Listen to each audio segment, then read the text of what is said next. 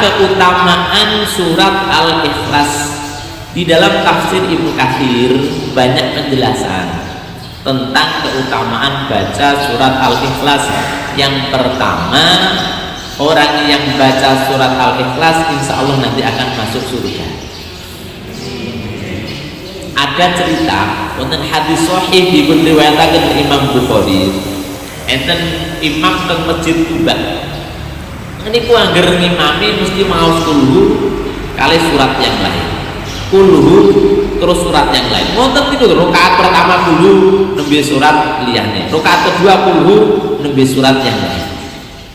Makmume semlemet atau semet gitu. Gregeten. Angger ngimami mesti nganggo kulhu. Tapi enten imami jenengan Masjid Wonoloko. Terus angger ngimami nganggo kulhu terus. Wonten jenengan seneng apa semlemet? Hah? Seneng. Sebabnya apa? Dengan iku lho. Maksudnya yo kulhu ning surat liyane ora kulhu tok. Kulhu surat liyane, kulhu surat liyane bar kulhu terus surat Al-Baqarah, bal kulhu surat Ali Imran. Lah ternyata dimami ngoten niku makmume semlemet ditegur. Ya fulan, jenengan iku nek ngimami, mbok nek kulhu tok, nek surat liyane tok, aja dirangkep-rangkep. Kata fulan, nek gelem kowe tak imami, ya modelku ngimami ngene, aku gak iso tinggal kulhu. Nek gak gelem tak imami, ya golek imam sing liyane. Ora sangku dadekke imam. Padahal dalam riwayat hadis itu tidak ada yang paling berhak jadi imam kecuali dia. Dan makmum yang paling disenangi, saling seneng dimami dia karena satu, dia fasih di dalam bacaannya apik dan dia orang yang paling paham agama di antara yang ada. Kan kriteria dari imam itu satu, fasih dalam baca Al-Quran, hafalan Qurannya banyak. Kedua, nek podo ternyata kok podo bacaannya apik, kriteria yang kedua paham tentang sunnah. Nek kok ternyata paham sunnahnya podo, baru digoleki sing tuwa sing endi. Nek wong loro bacaane padha apike, ngajine padha pintere, baru sing berhak jadi imam sing luwih tuwa. Kan ngoten. Lah akhire gak gelem ya mbak, imami ngono terus. Suatu ketika Rasul datang ke Masjid Kuba. Kemudian dilaporke dari Rasul, Pak niki lho ya Rasul, akhir imami mesti main kulhu terus. Akhir imami kulhu terus. Akhirnya kali Rasul celuk, ya fulan, kenapa kau tidak mengikuti anjuran makmummu? Nek nggo ya kulhu tok, nek surat liyane tok. Kata orang ini, uhibbu surat Al-Ikhlas. Ya Rasul, ku seneng kali surat Ikhlas. Iya suratul rahmi wa sifatur rahman, karena di dalam surat Ikhlas itu ada menyebutkan tentang sifat-sifat keesaan Allah Subhanahu wa taala. Ini loh. Ditekoi agar imami kok kulhu terus ngopo? Alasannya seneng karo kulhu. Wonolopo gitu kan imami kulhu terus ngopo kok imami kulhu terus? Apal kulhu tok. Lah akhirnya nopo para rawuh Rasul bijaksana.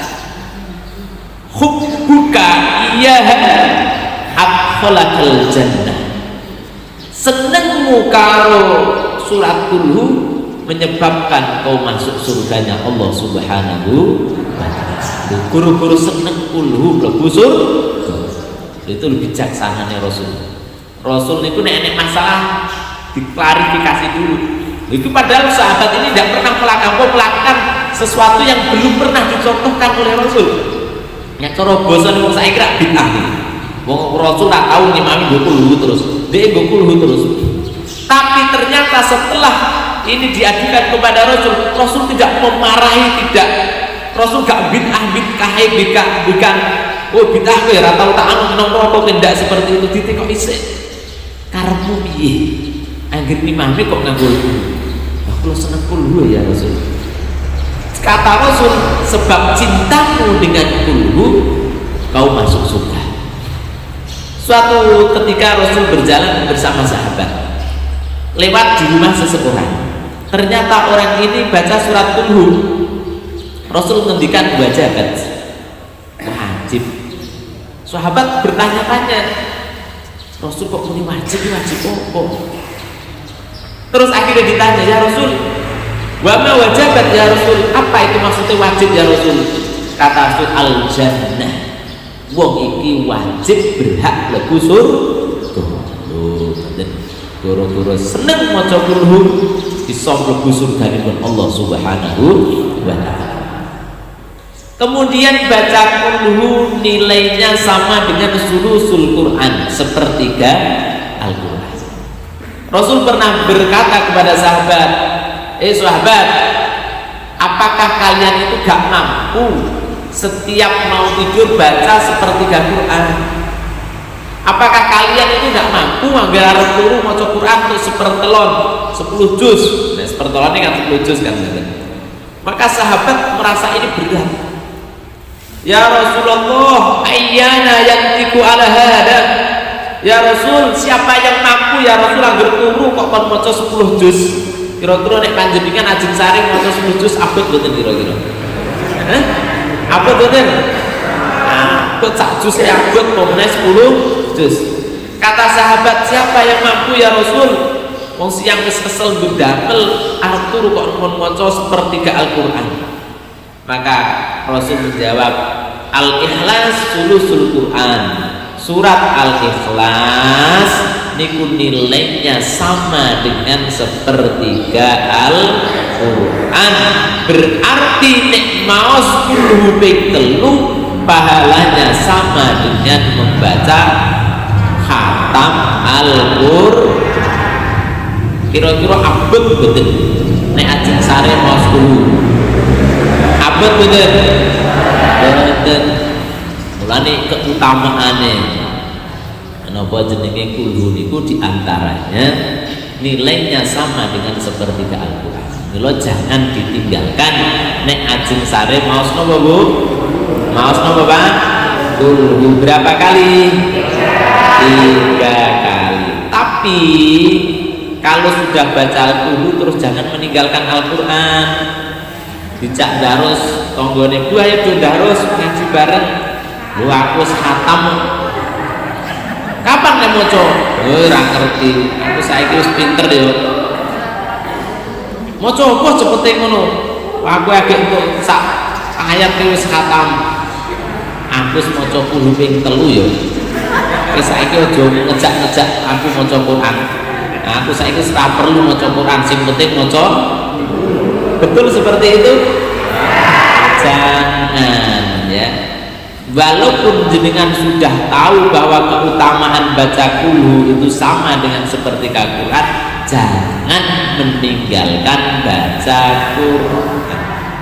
Ya Qul diwaca, ya Quran diwaca, ya Qul itu bagian Quran, tapi nek saged ya baca Qur'ane tetep jalan, nek nembe longgar leyeh-leyeh gak sah buka Quran, jenengan nembe males maos Qul.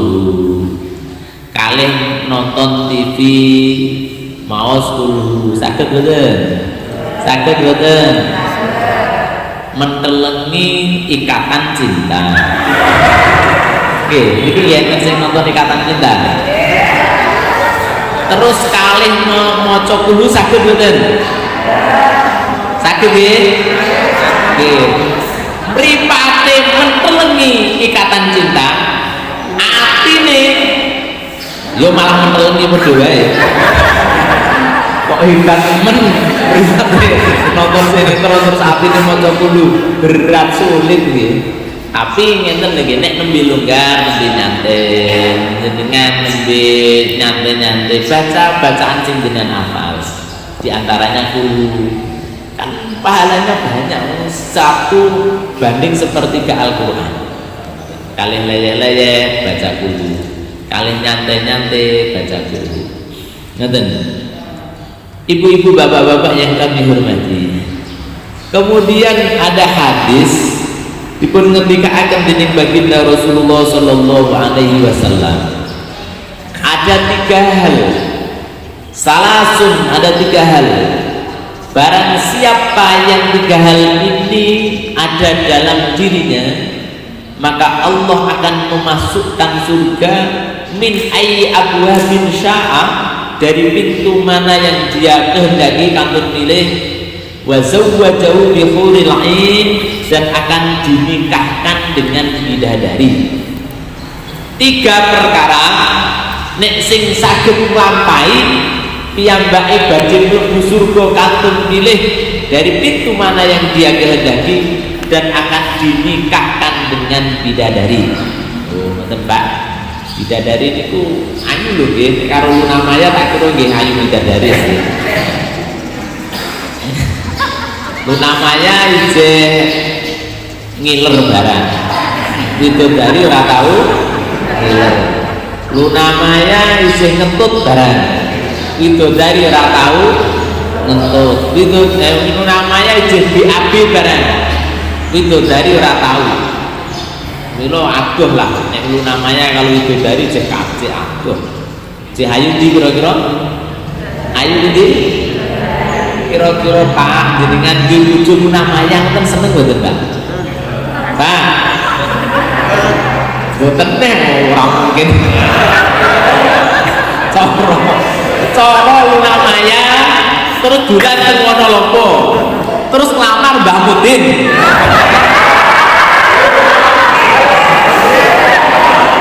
Kira-kira Mbah Mudin gelem mboten?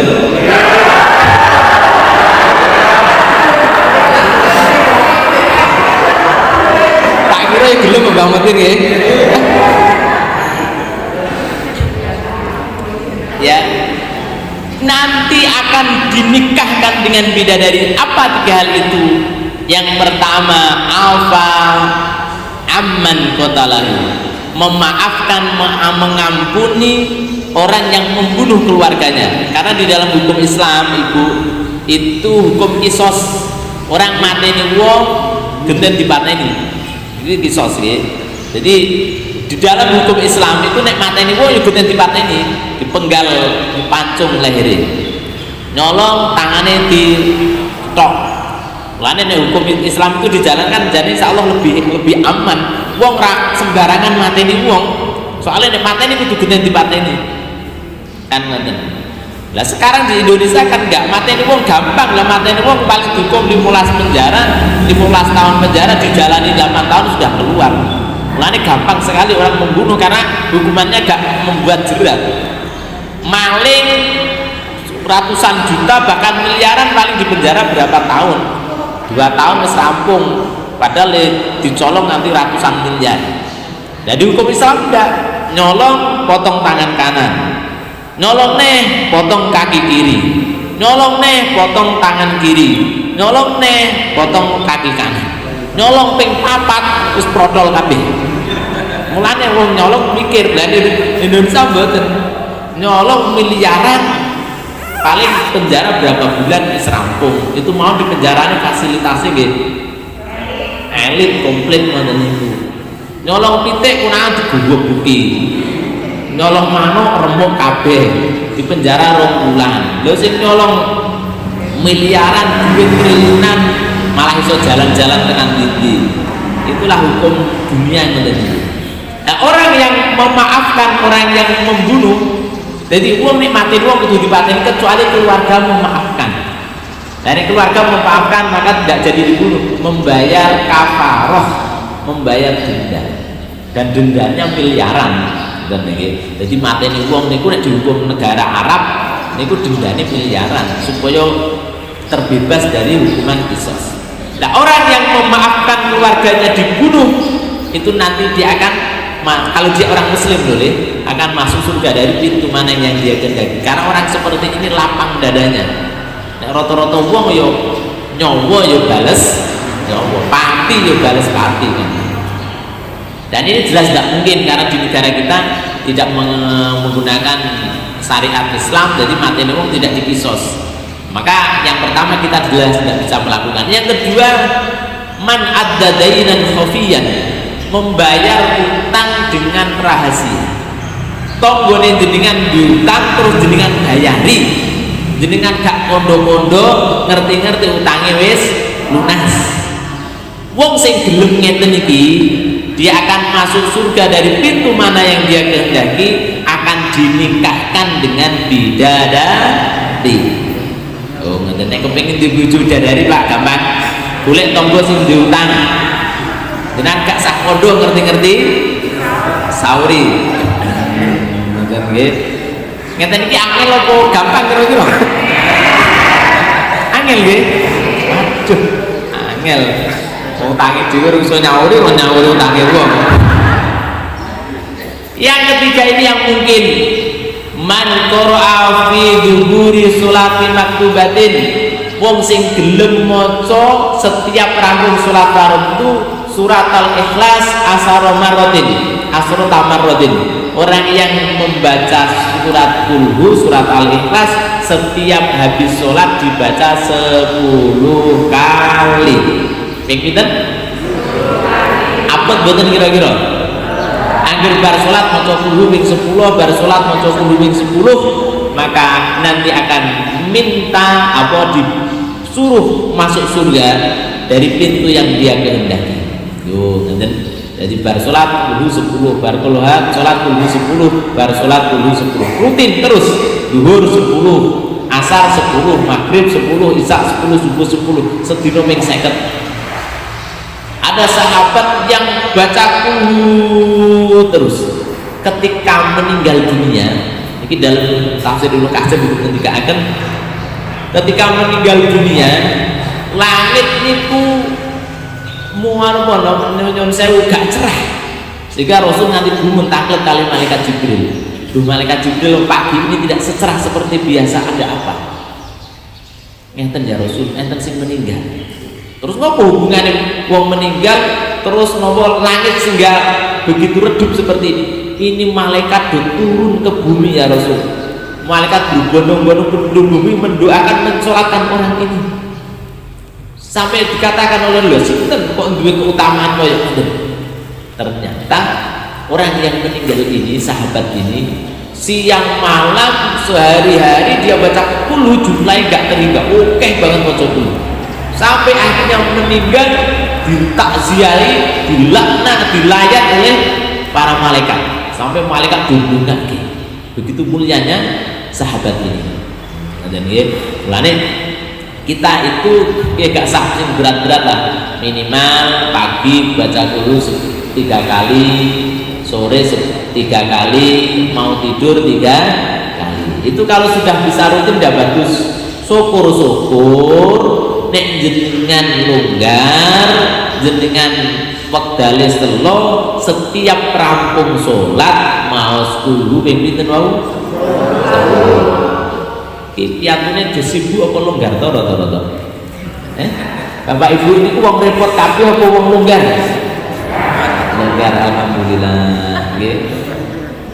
Kula repot to Pak, lha napa dolanan HP. Kula repot kok Pak nonton TV. Wong kerepotan wong nak macam-macam, ana sing sibuk dolanan HP, ana sibuk nonton TV. Maka kita kurangi nggih, oleh jenengan dolanan HP wong niku nggih hiburan. Tapi nggih ada waktu untuk berpikir, ada waktu untuk baca Quran, ada waktu untuk keluarga. Ojo nang kamar je dolanan HP ya. Sing lanang ning ngenteni nganti turu-turu ngantuk-ngantuk. Iki dolanan HP. Dosa mboten wonten niku, Pak. Dosa Bu. Nek nang kamar HP-ne mati sih. Dolanane ora karo HP. Karo sapa? Bapak.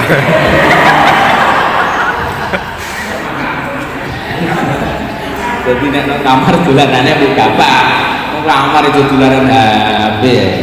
Nganti bojone semplemet akhirnya HP-ne dibuanting. Ya dibagi-bagi waktunya, ada untuk sosial, ada untuk keluarga, ada untuk hiburan, ada untuk ibadah, untuk ngaji, zikir yang ada. Bapak Ibu yang kami hormati, itu yang bisa kita sampaikan. Mari diulangi sekali lagi nggih. Baca surat Al-Ikhlas. Jadi nadanya pun wa kataman juban wa kataman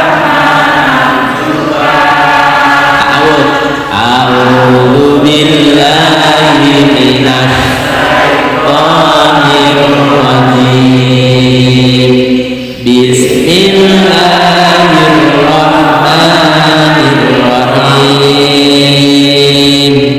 Qul huwallahu ahad, Allahus samad, lam yalid wa lam yulad wa lam yakul lahu kufuwan ahad. Shadaqallahul azim. Allahumma arhamna bil Quran. Semoga kita kelak dapat syafaat dari Quran, masuk surga bersama Quran insyaallah.